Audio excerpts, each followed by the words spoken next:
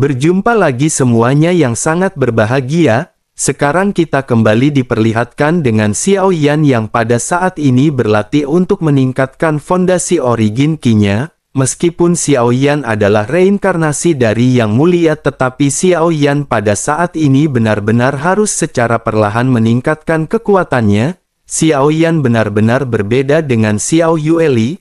Meskipun keduanya adalah reinkarnasi dari orang kuat, namun ada perbedaan di antara keduanya ketika mereka sama-sama menjalani reinkarnasi. Xiao Yueli adalah reinkarnasi dari Ming Yue, yakni putri dari Yang Mulia. Sebelum reinkarnasinya, Ming Yue telah menyegel kekuatannya kepada Xiao Yueli. Oleh karena itu begitu Raja Tianzang menemukan Xiao Yueli, sosoknya langsung menyuntikkan kekuatan segel ke tubuh Xiao Yueli. Perban yang ada di tubuh Xiao Yueli juga bukanlah perban biasa. Perban-perban ini menyegal kekuatan kuat dari Ming Yue di tubuh Xiao Yueli dari kehidupan sebelumnya. Namun jika Xiao Yueli ingin menggunakan seluruh kekuatan ini juga sosoknya membetulkan waktu untuk beradaptasi. Xiao Yueli harus mencerna secara perlahan sebelum akhirnya merubah kekuatan tersebut menjadi kekuatannya sendiri. Inilah alasan mengapa Xiao Yueli begitu kuat meskipun keduanya adalah reinkarnasi dari orang terkuat. Adapun mengapa Yang Mulia tidak menyegel kekuatannya sendiri dan menyerahkannya ke dalam tubuh Xiao Yan, jawabannya masih belum bisa diketahui. Tetapi meskipun begitu, semuanya seperti perkembangan serta proses seluruh dunia berada di dalam perhitungan dari Yang Mulia. Dengan begitu maka dapat dikatakan meskipun Yang Mulia tidak menyegal kekuatannya kepada Xiao Yan, mungkin hal tersebut karena Yang Mulia memiliki rencananya sendiri. Dari sudut pandang saat ini semua yang telah dilakukan oleh Yang Mulia dan semua rencananya hanyalah untuk menyelamatkan dunia sensi. Semua yang telah diatur oleh Yang Mulia sejauh ini benar-benar masih berjalan sesuai dengan rencana. Kembali ke Xiao Yan yang pada saat ini masih terus-menerus menyerap origin Qi dan mengembunkan bintang di lautan bintang miliknya. Kekuatan Xiao Yan juga pada saat ini terus meningkat, namun pada akhirnya Xiao Yan telah mencapai kemacetan dan kecepatan peningkatan Xiao Yan benar-benar mulai melambat. Xiao Yan pada akhirnya mengeluarkan buah spiritual di tangannya satu demi satu. Xiao Yan mengkonsumsi buah spiritual untuk membantu kecepatan dari penyerapan origin Qi. Setelah berapa saat pada akhirnya 10 buah pada saat ini telah dikonsumsi oleh Xiao Yan. Masih ada 14 buah roh spiritual yang tersisa di tangan Xiao Yan dan Xiao Yan pada saat ini menghentikan pergerakannya. Xiao Yan pada saat ini menyadari bahwa sepertinya efek dari buah spiritual ini juga telah melambat. Terlebih lagi Xiao Yan juga pada saat ini telah mencapai total 6 juta bintang di lautan origin Qi miliknya. Xiao Yan pada saat ini masih ingin menerobos ke tahap menengah Dogat bintang 6 yang setidaknya membutuhkan 7,5 juta origin Qi. Masih ada 1,5 juta bintang yang pada saat ini diperlukan oleh Xiao Yan, tetapi Xiao Yan tidak ingin memaksakannya. Sementara itu di sisi lain Suner dan Wu Zhen telah selesai berlatih sejak lama. Mereka pada saat ini hanya berdiam diri menunggu Xiao Yan hingga pada akhirnya Xiao Yan membuka matanya. Bersamaan dengan Xiao Yan yang pada saat ini selesai melakukan pelatihan, Xiao Yan bisa mendengar adanya suara gemuruh perkelahian di sekitar. Ada banyak binatang buas muncul dan seluruh langit berubah menjadi berwarna merah darah. Ada bulan darah yang menggantung tinggi di langit bersamaan dengan raungan yang memekakkan telinga. Binatang-binatang buas yang padat di sekitar pada saat ini memiliki mata berwarna merah. Jumlahnya juga mencapai ribuan dengan ukuran yang bervariasi. Xiao Yan juga pada saat ini melihat di mana Xiao Yueli sedang mengambil tindakan untuk melawan gelombang binatang buas. Xiao Yueli melintasi gelombang binatang buas dan setiap ayunan dari sabit kematiannya dapat dikatakan seolah-olah sedang memanen kehidupan. Dengan adanya Xiao Yueli pada saat ini gelombang binatang buas benar-benar tidak bisa mendekat. Xiao Yan yang melakukan pelatihan, Lei Ji, Wu Zhen dan yang lainnya pada saat ini juga bergegas untuk menghabisi banyak binatang buas yang berhasil meloloskan diri. Melihat semua orang yang pada saat ini melindungi Xiao Yan, mata Xiao Yan seketika berbinar. Xiao Yan tidak menyangka bahwa semua orang pada saat ini berjuang begitu keras untuk melindungi Xiao Yan. Xiao Yan pada akhirnya segera menyingkirkan perasaan ini dan bertanya apa yang terjadi, mengapa ada begitu banyak binatang buas di sekitar. Mendengar apa yang ditanyakan oleh Xiao Yan, Xiao Yueli yang tampaknya telah hafal dengan aturan dari surga pembunuhan pun segera mulai berbicara. Xiao Yueli berkata bahwa ada 3 bencana di surga pembunuhan dewa. Gelombang binatang bulan darah ini adalah salah satunya dengan banyaknya binatang buas yang menyerang mereka. Xiao Yan pada akhirnya mengerutkan kening dan masih terus bertanya berapa lamakah ini akan bisa bertahan. Xiao Yueli segera menjawab bahwa ini setidaknya akan berlangsung selama 3 hari. 3 hari bukanlah waktu yang singkat dengan semua orang yang harus berhadapan terus-menerus melawan gelombang binatang buas. Terlebih lagi kekuatan dari binatang buas ini juga tidaklah rendah. Jika mereka terus-menerus berhadapan dengan binatang buas maka hal ini benar-benar akan cukup merepotkan. Konsumsi origin Qi mereka juga benar-benar akan terkuras dan mereka semua benar-benar harus saling bergantian.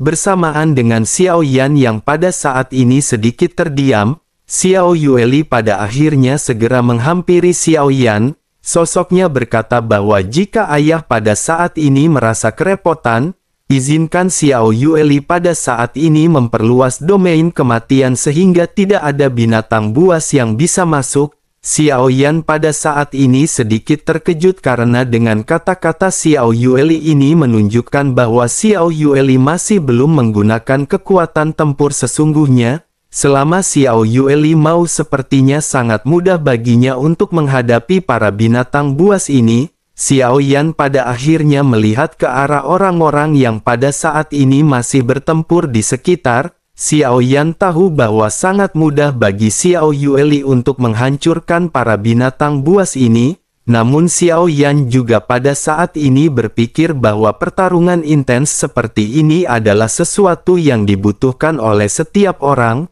Pada akhirnya Xiao Yan segera menggelengkan kepalanya dan mulai berbicara perlahan kepada Xiao Yueli. Xiao Yan berkata sebaiknya Xiao Yueli jangan menggunakan kekuatannya dengan begitu mudah.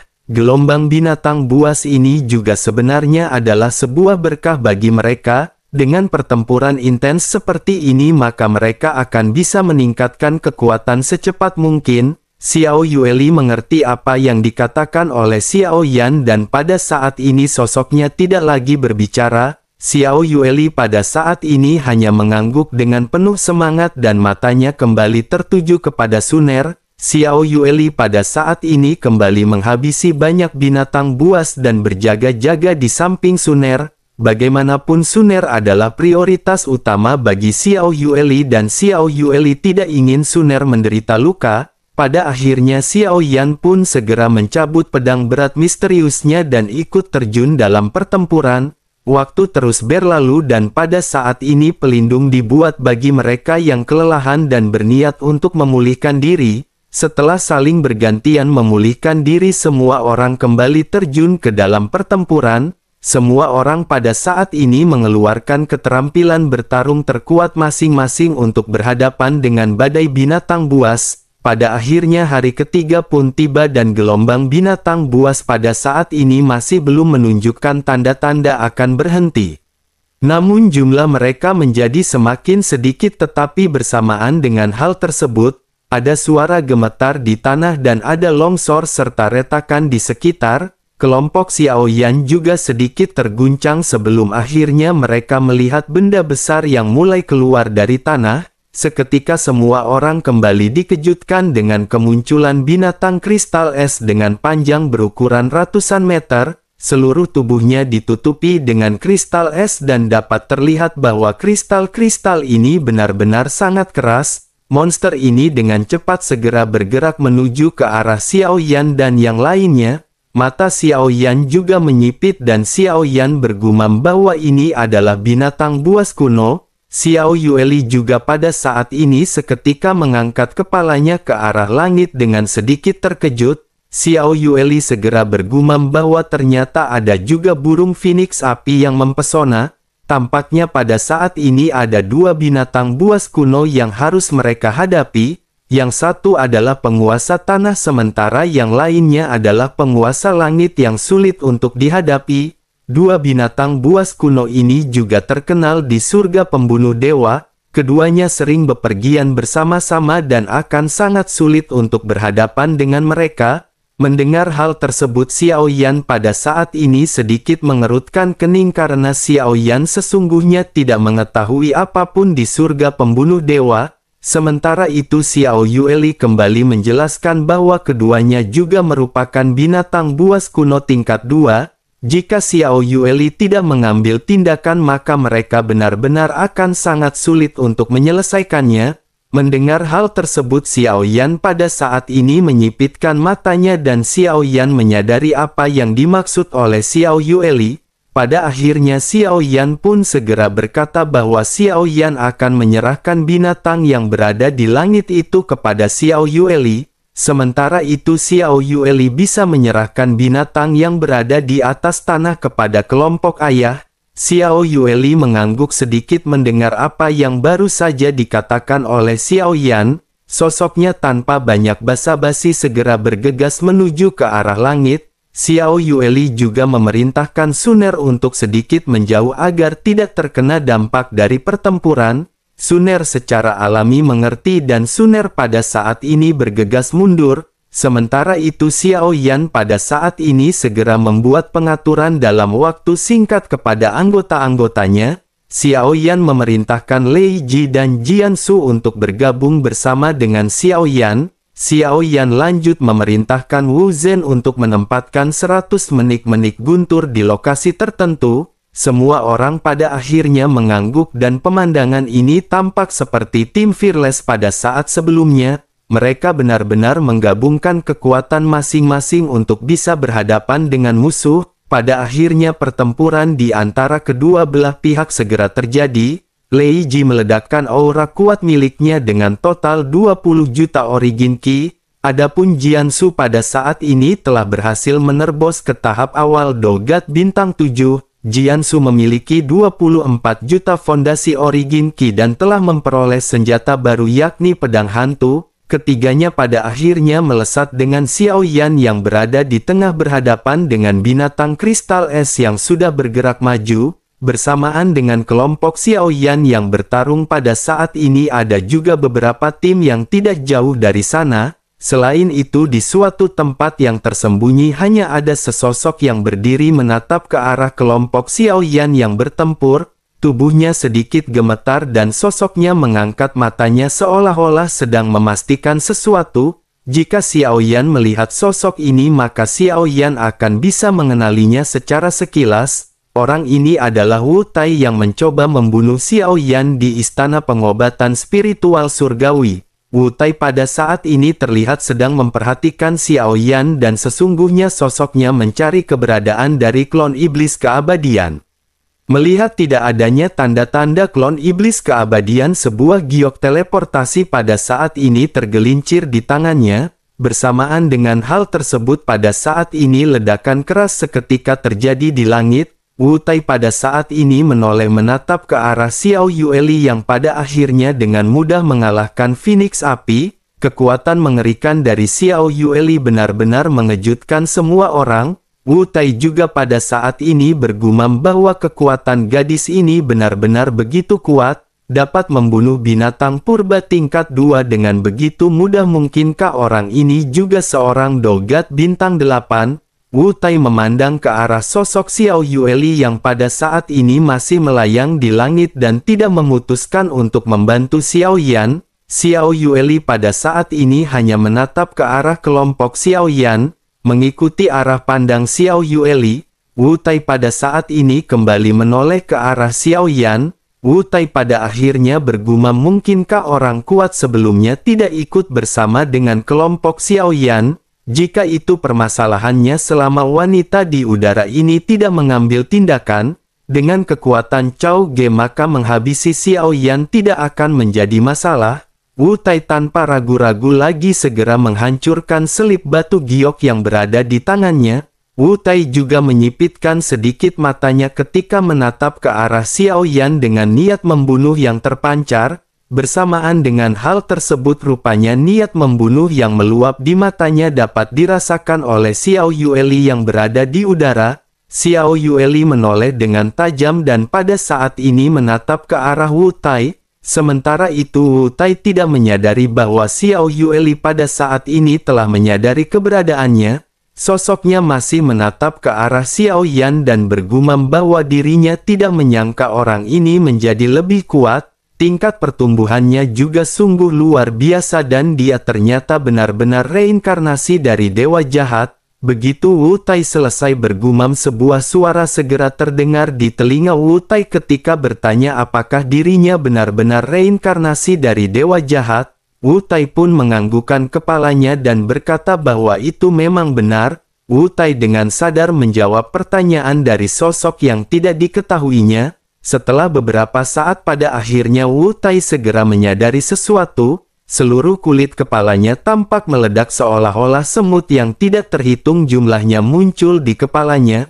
Wu Tai pun tiba-tiba menoleh dan melihat sesosok tubuh yang pada saat ini muncul di belakangnya. Sosok gadis sedang duduk di atas sabit dengan kaki yang disilangkan. Wu Tai dipenuhi dengan keterkejutan dan tanpa sadar mundur beberapa langkah. Wu Tai benar-benar syok dengan dada yang terengah-engah dan keringat dingin mulai mengucur di dahinya. Wu Tai pada saat ini benar-benar kesulitan untuk berbicara di bawah rasa takut penindasan dari Xiao Yueli. Wu Tai pada akhirnya hanya bisa menggertakkan giginya sebelum akhirnya Wu Tai segera menangkupkan tinjunya ke arah Xiao Yueli. Wu Tai berkata bahwa dirinya berada di sini hanya untuk menonton. Dirinya tidak bermaksud jahat dan dirinya pada saat ini berniat untuk pergi. Setelah selesai berbicara Wu Tai pada saat ini hendak bergerak tetapi segera dihentikan oleh Xiao Yueli. Xiao Yueli berkata agar si pria pada saat ini menunggu sejenak. Niat membunuh yang baru saja dirinya pancarkan ditujukan kepada ayahnya oleh karena itu Xiao Yueli khawatir dirinya tidak akan bisa pergi untuk saat ini. Wu Tai pada akhirnya kembali terdiam dan pada saat ini hanya bisa mengumpat diam-diam di dalam hatinya. Terlebih lagi ketika dirinya mendengar kata ayah, Wu Tai pada saat ini menjadi semakin terkejut. Wu Tai pada saat ini menatap kembali ke arah Xiao Yan dengan penuh kengerian.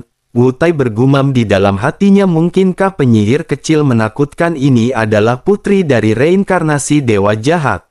Wu Tai pada akhirnya segera mencari alasan dengan berkata bahwa niat membunuh yang baru saja dirinya keluarkan ditujukan pada monster kristal es. Dirinya hanya ingin mendapatkan kristal energinya dan dirinya tidak mengenali ayah yang dikatakan oleh adik kecil. Xiao Yueli pada saat ini tidak ingin banyak basa-basi dan segera melangkah sebelum akhir memerintahkan Wu Tai untuk mengikutinya. Xiao Yueli lanjut berkata sebaiknya mereka menunggu sampai ayah menghabisi binatang kristal es ini sebelum akhirnya menyerahkan si pria. Jika si pria berjarak lebih dari 10 kaki dari Xiao Yueli maka nasibnya akan lebih buruk daripada kalkun yang baru saja dihabisi oleh Xiao Yueli. Mendengar apa yang dikatakan oleh Xiao Yueli pada saat ini Wu Tai hanya bisa terdiam dan mengikuti pergerakan Xiao Yueli. Sementara itu di sisi lain Xiao Yan dan yang lainnya pada saat ini masih bekerja keras untuk berhadapan dengan si monster. Dengan gabungan kekuatan Xiao Yan, Lei Ji dan Jiansu mereka pada akhirnya berhasil menekan si monster. Xiao Yan juga menggunakan formasi guntur dari manik-manik guntur yang pada saat sebelumnya disebar oleh Wu Zhen. Namun pada akhirnya dengan banyaknya kekuatan ini kelompok Xiao Yan masih belum bisa menundukkan monster kristal es. Semua orang pada saat ini mengeluarkan kekuatan terkuat masing-masing tetapi pada akhirnya mereka benar-benar tidak bisa menembus pertahanan si monster. Kulit dari si monster yang tampak seperti kristal es benar-benar sangat keras. Tidak peduli seberapa kuat serangan mereka meskipun monster ini terluka. Tetapi luka yang dideritanya tidaklah parah. Xiao Yan pada saat ini menyipitkan matanya dan benar-benar kebingungan. Xiao Yan mencari cara bagaimana untuk segera menjatuhkan monster tersebut. Bersamaan dengan hal tersebut, suara Bai Yan pada saat ini segera terdengar di benak Xiao Yan. Bai Yan berkata, "Mengapa Tuan pada saat ini tidak mencobanya?" Xiao Yan pada saat ini seketika bingung dengan apa yang baru saja dikatakan oleh Bai Yan. Xiao Yan sesungguhnya mengetahui kemampuan karena Bai Yan memiliki kendali mutlak. Tetapi jika mereka ingin menghancurkan pertahanan sengit ini, efek dari pengendalian tersebut tidak terlalu bagus. Melihat Xiao Yan yang terdiam, Bai Yan pada akhirnya kembali mulai menjelaskan kepada Xiao Yan. Bai Yan menjelaskan bahwa Tuan pada saat ini bisa mencobanya. Kekuatan Tuan telah meningkat sekarang dan Bai Yan akan menunjukkannya kepada Tuan. Tuan dapat mencoba dan melihat apakah Tuan dapat menggunakan domain api putih untuk mengisolasi jiwa dan tubuh monster ini. Selama jiwa dari monster itu terbunuh, maka pertahanannya juga akan bisa dirusak. Xiao Yan seketika terkejut mendengar apa yang bersaja dikatakan oleh Bai Yan. Xiao Yan belum pernah mendengar istilah domain seperti yang baru saja disebutkan oleh Bai Yan. Namun mendengar Bai Yan yang cukup percaya diri, Xiao Yan pada saat ini pada akhirnya menyerahkan hal tersebut kepada Bai Yan. Xiao Yan menyerahkan kendali tubuhnya kepada Bai Yan dan bersamaan dengan hal tersebut, mata Xiao Yan dipenuhi dengan lingkaran cahaya dengan rambut hitamnya yang otomatis terbakar dengan lapisan api putih. Aura Xiao Yan juga pada saat ini seketika berubah dan sosok Xiao Yan melesat bergegas menuju ke arah monster kristal es. Bai Yan juga pada saat ini meminta 10 api iblis untuk mengeluarkan origin ki-nya. Bai Yan menjelaskan bahwa mereka pada saat ini harus bekerja sama untuk meledakkan dan membantu Bai Yan memperluas kekuatan domain miliknya. Api ungu merah pada akhirnya muncul di luar tubuh Xiao Yan dan origin ki Xiao Yan kembali ditingkatkan. Bersamaan dengan hal tersebut, Bai Yan yang menguasai tubuh Xiao Yan pada akhirnya segera membuka domain miliknya. Saat berikutnya api putih menutup sekitar dan bola api besar mulai melonjak ke sekeliling. Semua makhluk pada saat ini tertutup di dalam api putih dan seketika kehilangan kesadaran mereka. Jiwa serta raga mereka terpisah dan mereka pada saat ini benar-benar sama sekali tidak bisa bergerak. Jiansu dan Lei Ji juga pada saat ini perlahan segera terjatuh dari udara. Xiao Yan mengangkat tangannya dan kekuatan lembut seketika melindungi keduanya sebelum menyentuh tanah. Kesadaran semua orang pada saat ini benar-benar menghilang, begitu juga dengan Xiao Yueli. Namun setelah beberapa tarikan nafas, Xiao Yueli pada akhirnya segera mendapatkan kembali kesadarannya. Di sisi lain, monster kristal es juga pada saat ini tidak bisa bergerak sama sekali. Sementara itu Bai Yan pada saat ini segera bergumam bahwa jiwa monster ini sedikit rapuh. Kekuatan jiwa keadaan di milik Tuan tentu saja akan dapat langsung menghabisinya. Tubuh Xiao Yan yang dikendalikan oleh Bai Yan pada saat ini sama sekali tidak bergerak di udara. Namun pada saat yang bersamaan ada bayangan yang terpisah dari tubuhnya dan ini adalah jiwa dari Xiao Yan. Sosok jiwa ini seketika mengangkat tangannya dan melesatkan telapak tangan putih raksasa ke arah binatang kristal es. Telapak tangan putih raksasa ini seketika memasuk tubuh dari monster tersebut. Bai Yan juga pada saat ini segera berkata kepada Xiao Yan bahwa sisanya akan diserahkan kepada Tuan. Binatang ini akan dapat dibunuh sepenuhnya dengan langsung melenyapkan jiwa dengan kekuatan jiwa Tuan. Bai Yan pada akhirnya segera menghilang dan Xiao Yan segera mendapatkan kembali kendali atas tubuhnya. Tubuh Xiao Yan pada akhirnya langsung bergerak dan menurut apa yang dikatakan Bai Yan, kekuatan spiritual Xiao Yan langsung melonjak. Kekuatan tak kasat mata Xiao Yan pada saat ini segera melesat menuju ke arah binatang kristal es. Bersamaan dengan hal tersebut pada akhirnya jiwa dari binatang kristal es tiba-tiba meledak dengan raungan kesakitan. Xiao Yan juga pada saat ini bisa melihat jiwa dari binatang tersebut yang dihancurkan oleh Xiao Yan. Namun Xiao Yan juga melihat adanya pemandangan yang sangat mengejutkan. Di dalam jiwa dari monster tersebut sebenarnya ada jiwa dari beberapa orang yang dipenjara. Jiwa-jiwa ini terlihat sedang berjuang sebelum akhirnya sama-sama dihancurkan dengan jiwa dari monster tersebut. Domain yang dipasang oleh Bai Yan juga pada akhirnya perlahan-lahan menyebar bersamaan dengan jiwa binatang kristal es yang hancur. Setelah beberapa saat pada akhirnya Lei Ji serta Jian Su segera terbangun. Semua orang yang berada di domain tersebut juga segera sadar satu demi satu. Mereka semua tidak tahu apa yang baru saja terjadi, tetapi ketika mereka menatap ke arah Xiao Yan sudah berdiri di atas kepala binatang kristal es dan mengeluarkan kristal energi 8 warna. Selain itu ada juga beberapa kristal energi 5 warna di tangan Xiao Yan. Sementara itu Xiao Yan pada saat ini menatap ke arah binatang kristal es yang benar-benar sudah tidak memiliki nyawa. Setelah Xiao Yan mengambil kristal energi, Xiao Yan pada saat ini tidak langsung bergegas pergi. Gumpalan api abadi segera menari-nari di jari Xiao Yan dan dengan jentikan jari Xiao Yan api itu seketika terbang ke binatang kristal es. Tubuh binatang kristal es ini ditelan dalam sekejap mata oleh api keabadian. Api dengan cepat membakar tubuh binatang kristal es dan hanya menyisakan kulit yang besar. Xiao Yan segera melambaikan tangannya dan memasukkan kulit kristal es ke dalam cincin penyimpanannya. Xiao Yan berniat untuk membuat objek pertahanan dari kulit binatang es tersebut. Pelindung kristal es dari binatang kristal es ini benar-benar sangat luar biasa. Alasan mengapa pertahanannya sulit dipatahkan bukan hanya karena itu sangat kuat.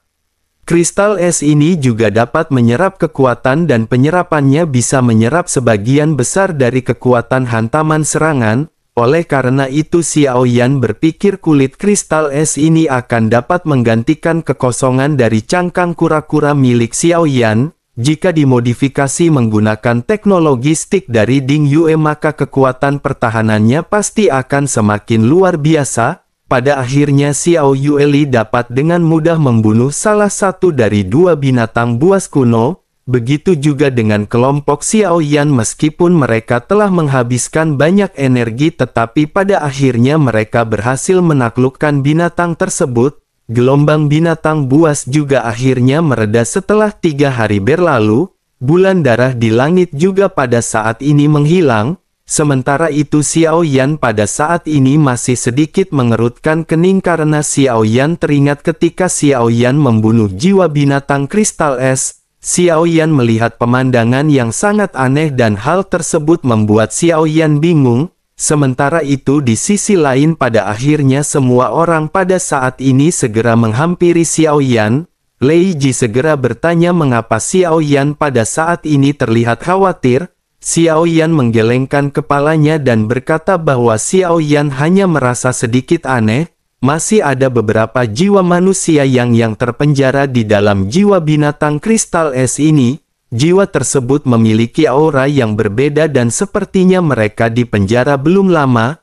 Mendengar hal tersebut Xiao Yueli pada akhirnya segera berbicara menjawab keraguan yang dikatakan oleh Xiao Yan. Xiao Yueli menjelaskan bahwa sepertinya ayah hanya tahu sedikit tentang tempat ini. Surga pembunuh dewa berbeda dengan surga pembunuh tingkat pertama. Surga pembunuhan tingkat pertama lebih tentang saling membunuh karena sumber daya. Sementara itu di surga pembunuh tingkat kedua atau surga pembunuh dewa ini lebih seperti pemburuan yang sangat besar. Saat ini tampak terlihat semua orang memburu binatang buas secara sepihak. Selain itu ada juga 3 bencana dan salah satunya adalah gelombang monster bulan darah sebelumnya.